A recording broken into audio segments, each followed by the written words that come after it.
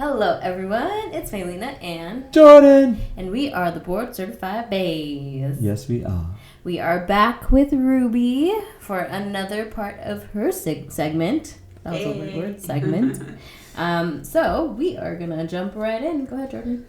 In the last episode you touched on therapy and just a little bit, but let's dive a little deeper in that. And what was it like, and what was your experience like finding therapists and creating a core team that was able to support your family?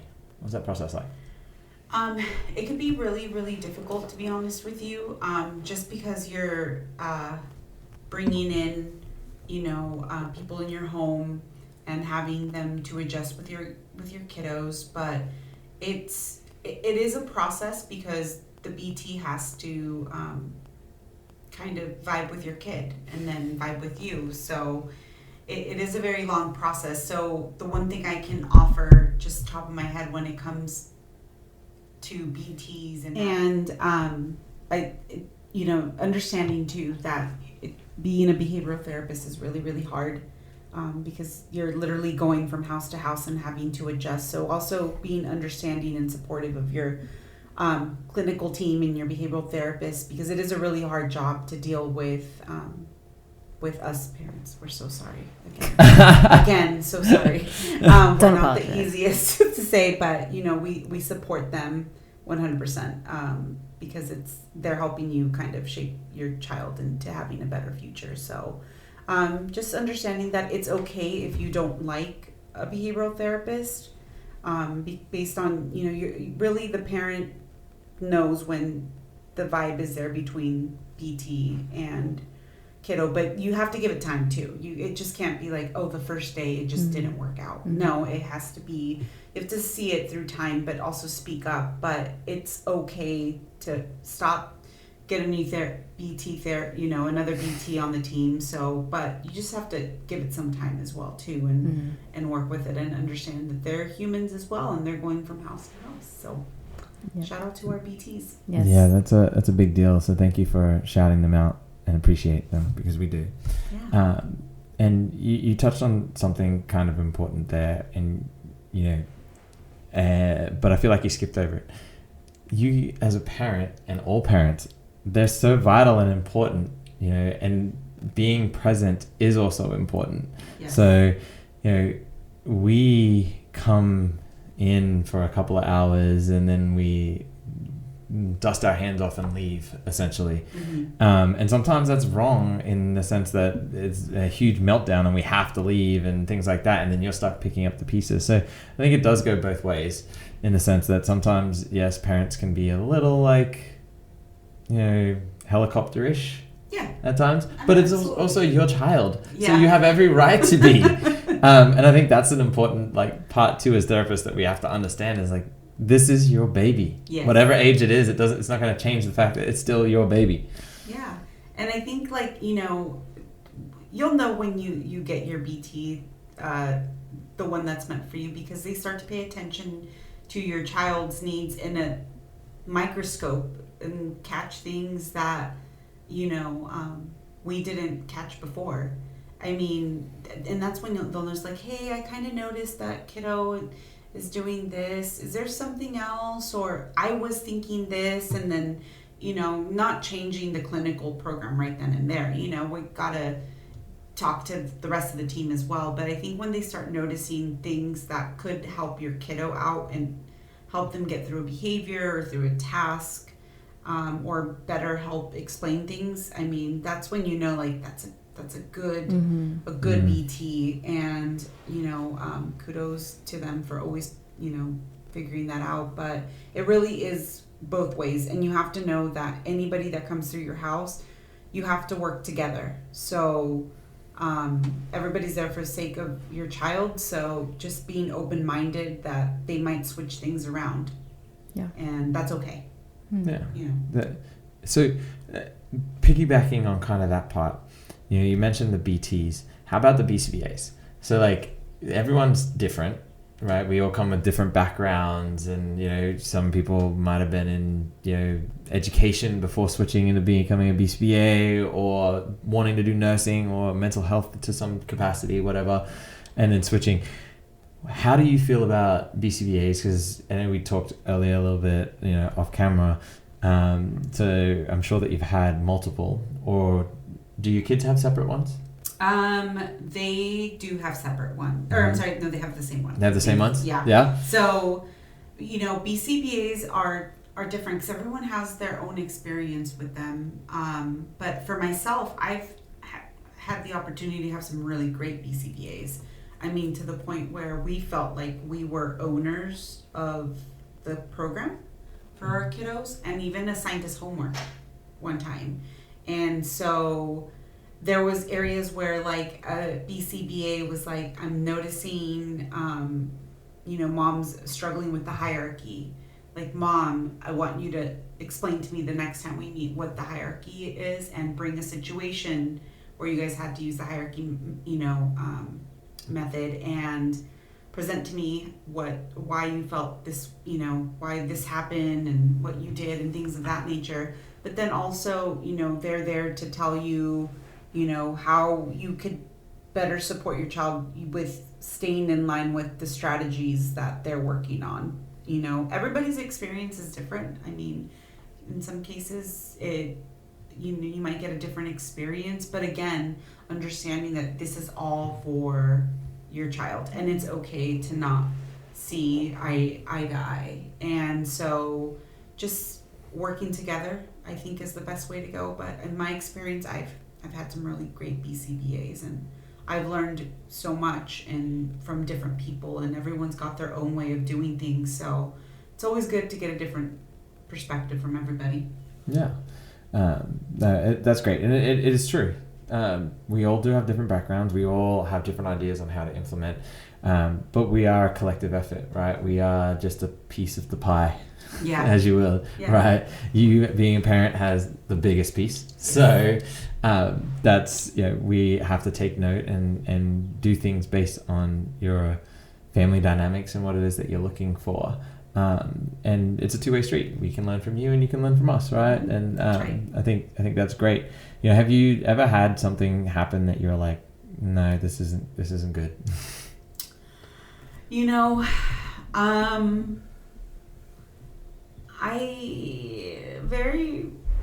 Not in that sense, but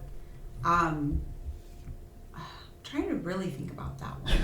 That's okay. If you haven't, shout out to the field for doing good. Yeah, no, for reals, right? I think I honestly think it was just one time where, and this again goes both ways, right? Where my child is very smart. This is my child, Aiden. Aiden is very smart too. I mean, he's heck smart, but my child Andy's a little sneaky guy, and we had a BT, and he was giving Andy the opportunity to kind of show me, kind of build. They were building rapport.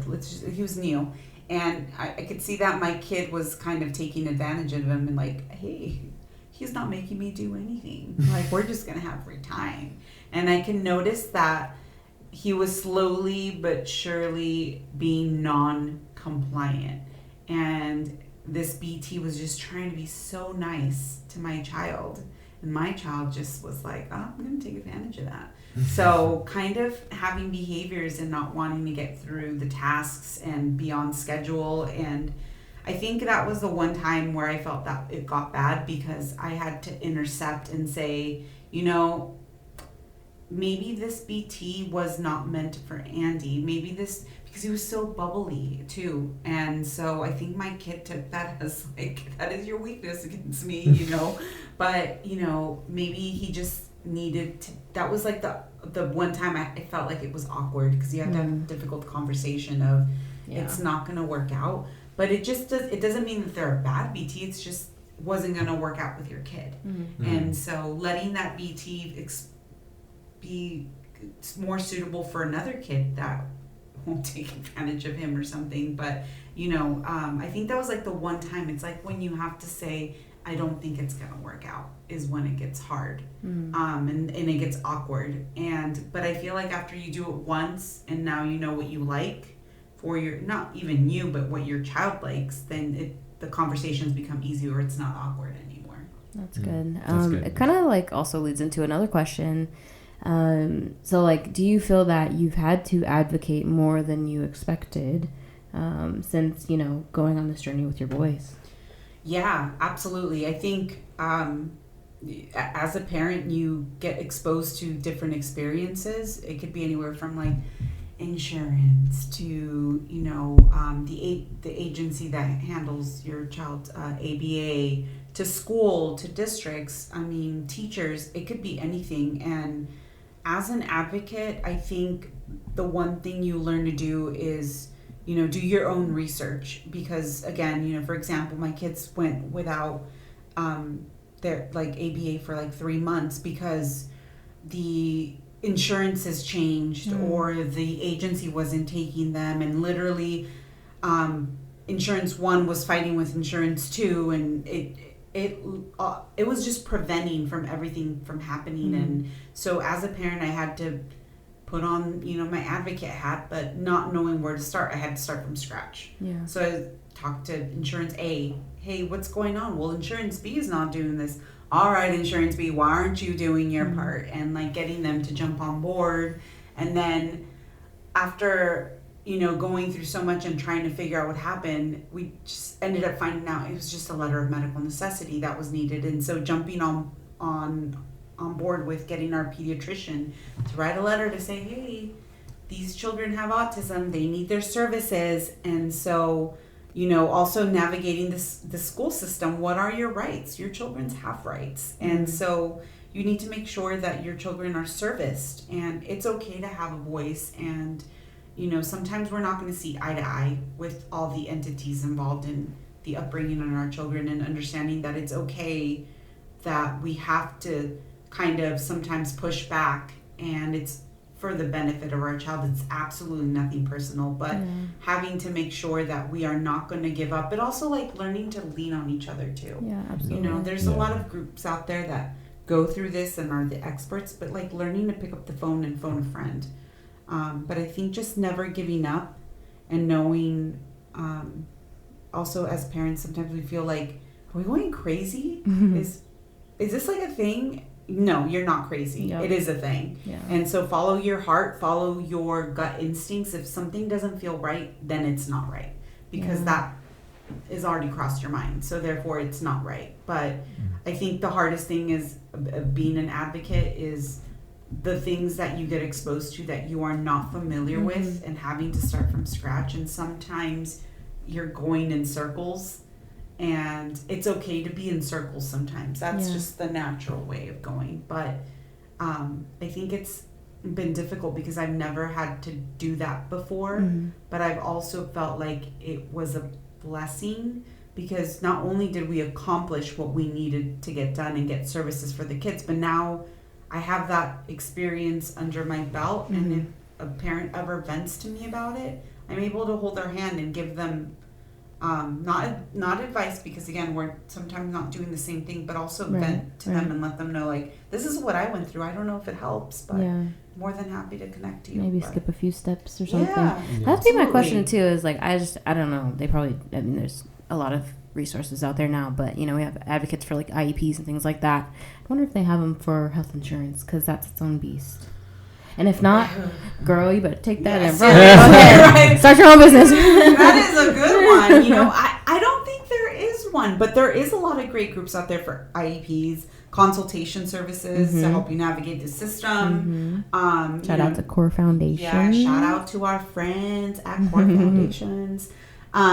You know, there is a lot of things to like look at as far as groups, but I don't think there is one for insurance. So maybe we should start thinking about that, guys. Just slide me some money when you start your business. Yeah. Send a DM. Send us your stories. We're copywriting it. I'm just kidding. No, I'm just kidding. I got that. I mean, insurance stuff is that world is a whole different animal. It is. And just for a letter, and for, you know, sad as it is, I've had families run into the same problem. Yeah. That it's just a letter. Yeah. And it's like it's a blanketed issue really with insurance. I mean, I even had issues every pregnancy I've had, like, had to really fight tooth and nail for things that you're like, but why? So it's hard. And I would say even like oftentimes like we're a smaller agency, so I feel like, you know, our boss is very hands-on with insurance, but I know like I have like doctor friends who have no idea about insurance because they're just doing their part, you know. So it's just crazy. It's its own beast. So random absolutely. Tangent. Another thing I will have to say is like, shout out to the parents who were doing this without resources back in the day, who have the pioneers children. Yes, the pioneers is what I have to say, because they paved the way for us to figure it out and set us up where we're at the moment. So shout out to them. Absolutely. Yeah. I mean, it fits with this field, unfortunately, and just insurance as general. You mentioned in the first episode the golden ticket, but then it like got a stamp on it and needs another new stamp. Yeah, exactly. And that is going to require lots of stamps in our lifetime. You know, that could be anywhere from the insurance to the school district denying you, services, and how do you get the services, and that can become its own beast as well. But knowing that you are going to encounter a lot of big monsters in your life, and don't be scared. Just try, and if you fail, get up and try again. Try it from a different angle is all I have to say. Yep. Fall forward. Yeah, absolutely. Fall forward. So we've talked in this episode a little bit about insurance and how that's horrible. We've also talked about your experience with therapists and your experience with therapists, and then so what is and that we talked about the negative side, I should say, about some of the therapies and things that you've had. What is a positive thing that has left a mark on you from a therapist or a BCBA that you have had, come through and drop something on your lives? We'll have to say that we have actually one of Andy's first therapist, still part of the family in my book. I remember she was freshly out of college, a new BT, and right away she made a connection with Andy right away. And this is actually the same BT that had the guts to talk to her supervisor to see how they can talk to me about Aiden. So when she came in, she saw Andy, and then she had, said, what is like the one thing that you feel like the statistics is wrong about your son? And I said, well, they said that he'll never talk, and I feel like he can. I just don't know how we can get him there. And she straight up said to me, I will have him talk in 3 months. And so to kind of backtrack a little bit and share a experience, we had just moved to this new agency, and our previous agency we left because it was just a mess, is the best way I can describe it. There was a lot of trust issues just out the window, and it just, at that time, we were at a point in our lives where we felt like we didn't believe in ABA. I'm just gonna throw it out there because of our experience with this agency. So we were just like, we don't even know what the point is, if this is gonna continue. And if literally our minds were we're newly diagnosed parents, we're scared out of our bones and our boots, and we just don't know what's gonna happen, and what, just going through scary things. And so for this therapist had said, I'm gonna work with your kiddo and I will have him talking in 3 months. It took her 2 months. And she got him to say hi, ball, count, and she got him to do all these things. And the one thing I will have to say that opened up my eyes is ABA was not at the table anymore. And because typically you'll sit at a table and you'll work together, it became outside fun. It became doing tasks outside. It became so different from what textbook ABA was to that ABA is. And she worked on him great. And she was with us for almost 5 years or longer. And so, wow. Now she's an amazing special education teacher, but she really, and she took Aiden under her wing as well as his therapist, but she really pushed Andy not only to kind of check off the tasks and the strategies and move on to the next goals, but I feel like she almost helped him blossom into his own identity. Like, she encouraged him when he liked something or even just sparked an interest, was just like, let's try it, do it, wear it. Wear those rain boots at the 90-degree. Yep. Like, learn that you're going to sweat. Right. Whatever, your choice. And so I think she kind of opened up our eyes to, like, hey, ABA is not really going to always be at the table, and we got to take it outside. Mm-hmm. What is it? Kind of like, Mom, what is your end goal in all of this? And so, like, I'm like, I just want my kid to live his life. Like, it doesn't really matter what it's going to look like. I just want him to be safe and be involved and just be the best human and version of himself he can be. So she's like, okay, well, in that case, then we got to be out in the community. Mm-hmm. So we had, like, lots of outings, and we made friends, and we got to do things that we didn't think were possible, like eat at a restaurant without having a behavior. And so I think thanks to her and her hard work, we were able to achieve all those things and then learn as well from her how capable my child was of doing things that we didn't think he was going to do. I mean, at some point he was like playing on his own with toys. And I thought that was such a big accomplishment, but also taking the guts to talk to a parent about seeing things that they were seeing about their child and being concerned and like, hey, how do I tell them?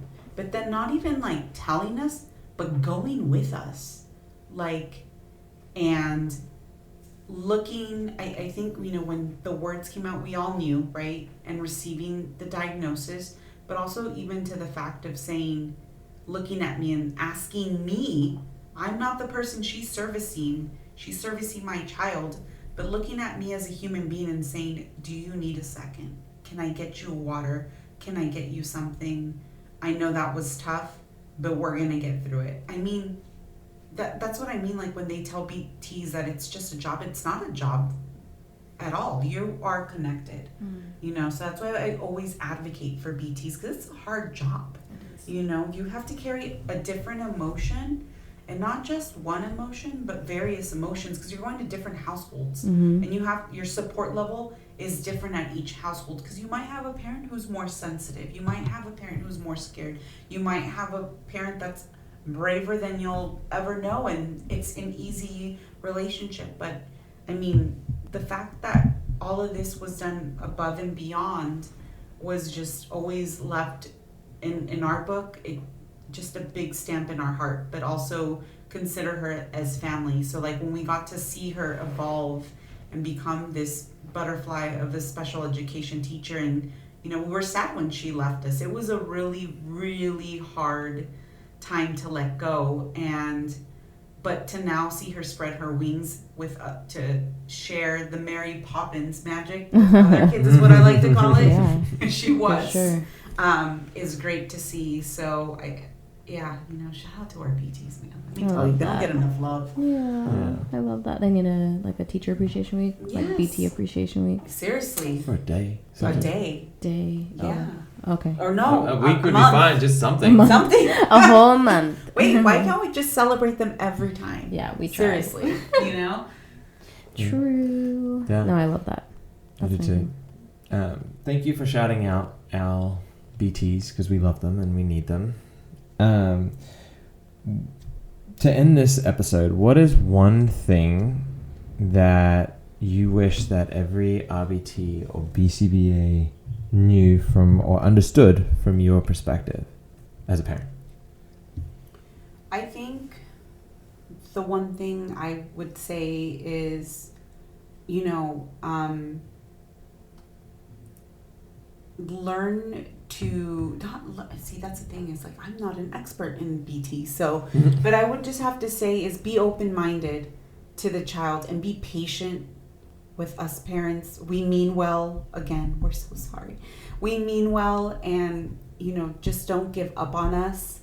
And if you see something that's not working for your kid, say something. Say something immediately. Hey, this isn't this strategy that you guys have implemented. We're hammering it. We're working so hard so we can move on to another goal, and kiddo is just not getting it.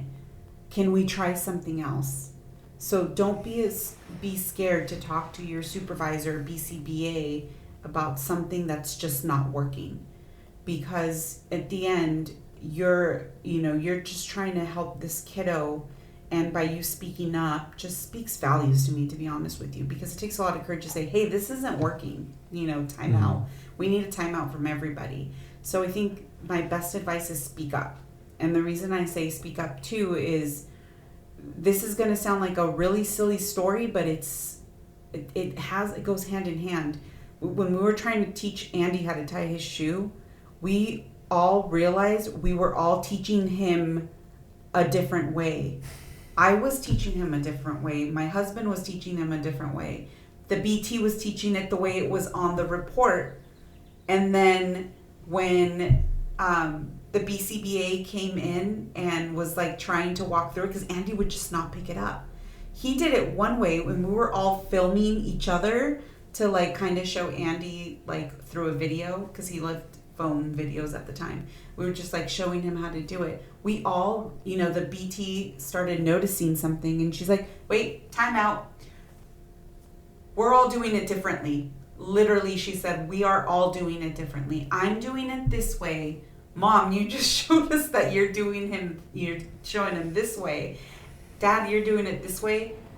BCBA, you just did it a whole new different way. It was a lefty. So we were like, wait, why'd you do it like that? But literally at the end, we figured out that Andy was doing it different, or couldn't pick up on it because we were all teaching him different ways. So this, the BT was just like, time out. Think we need to refigure it out. And literally on Monday, the BCBA came back out and she showed him a way that she felt was easier maybe for Andy and quicker to do. And she took like one of the steps out, and Andy somehow just picked it up.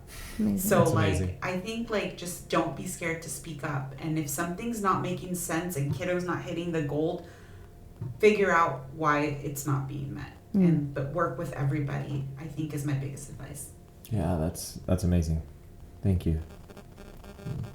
I think that was it was a testament to how we as clinicians need to make sure our teaching procedures are right. Yep. But it also has to fit with what you guys as parents know what you're doing. Right. Because we all do tie our shoes. Mm-hmm. Right. Just in that example itself alone, we all tie our shoes, but yeah, you're right. Everybody can do it a different way.